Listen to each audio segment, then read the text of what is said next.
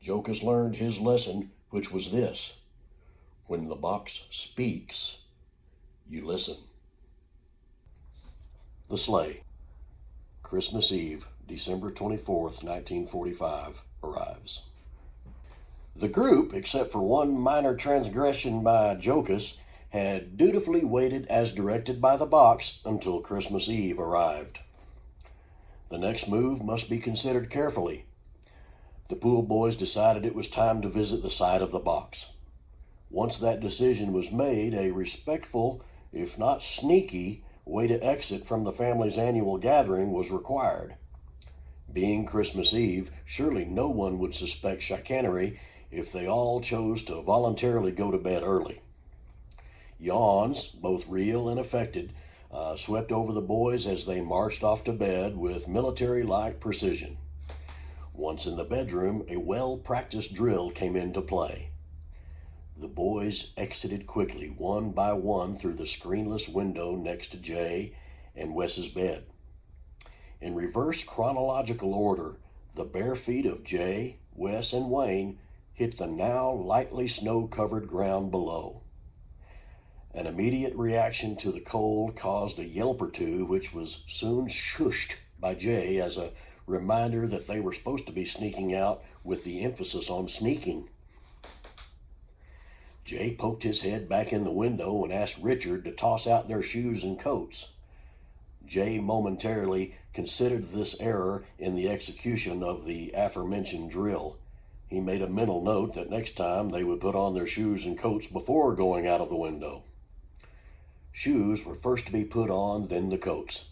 Now, ready for the trip to Messamore's Pond, they made their way to the crate. As they arrived at the site, they were surprised to be joined by all the other players. It was as if simultaneously, if not spontaneous, wave of interest came over the entire group. Without acknowledging each other's reason for being there, they simply walked in silence the rest of the way to the box. Once there, they gathered in a circle around it. Leon stepped forward and tentatively laid his hands on top of the box. Remembering what happened to Jocus, he was a little skeptical. Suddenly, Leon spoke. "Get back! Get back!" he yelled. "It's happening!" With more than a little trembling in his voice, Jay said, What is happening, Leon? What's happening?" "The thing's coming out," Leon managed to sputter.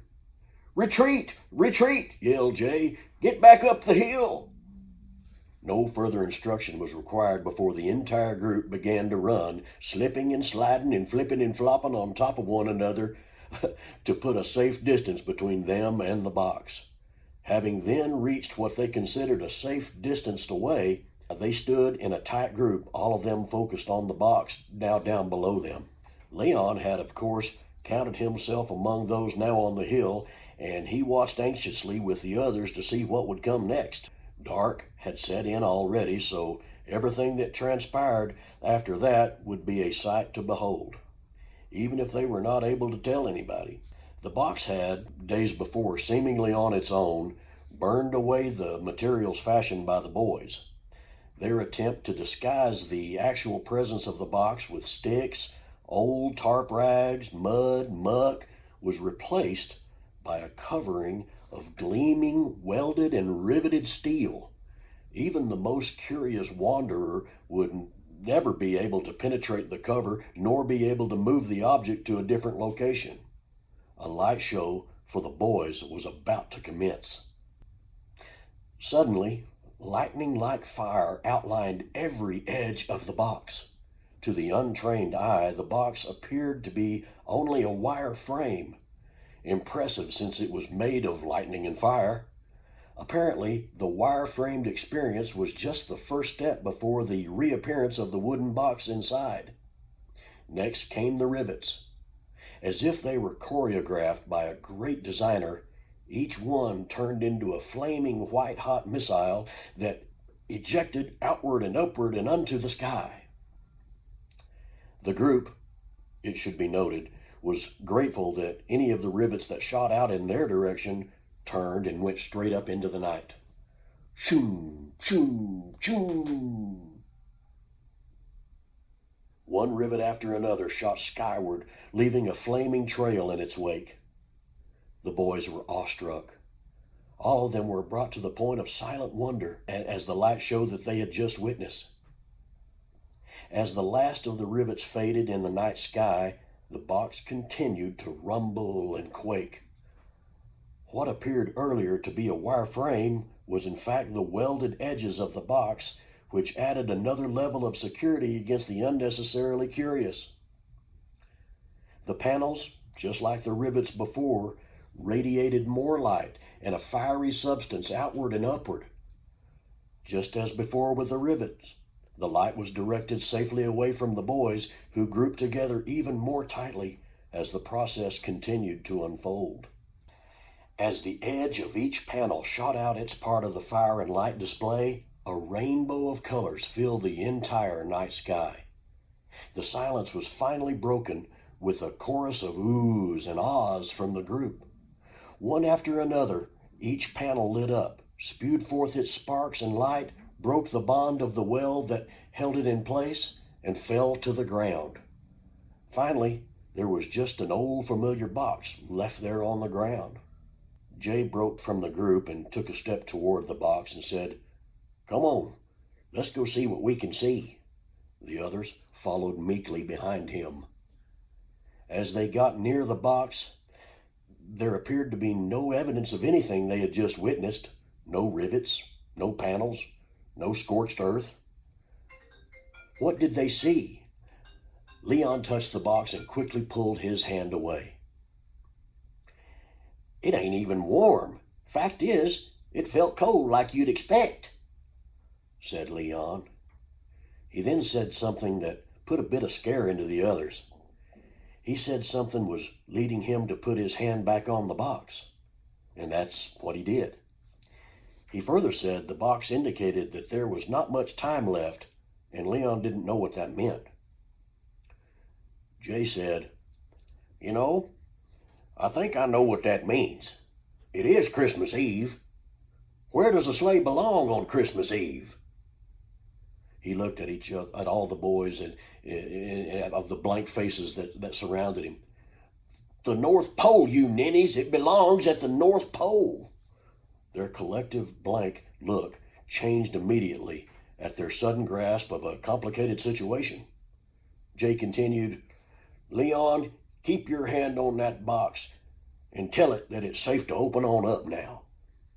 Leon did as he was told. With continued trust in Leon, the box responded to Leon's request to open up. The front wooden panel of the box fell away. As soon as it hit the ground, the panel pillared into a column of smoke and disappeared. One by one, each panel fell and produced the same smoky disappearing act as the ones before it. All except for the top panel, which Leon was still attached to it.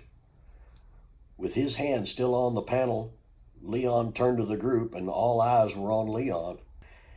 Guided by forces which none of those present had any knowledge, Leon began to raise his hand. To his astonishment, the top panel came up with his hand. It was as though it was glued to the panel. The panel, which should have been way too heavy to lift, seemed to weigh nothing. As he brought his hand upward, the panel turned to smoke and disappeared to join the others.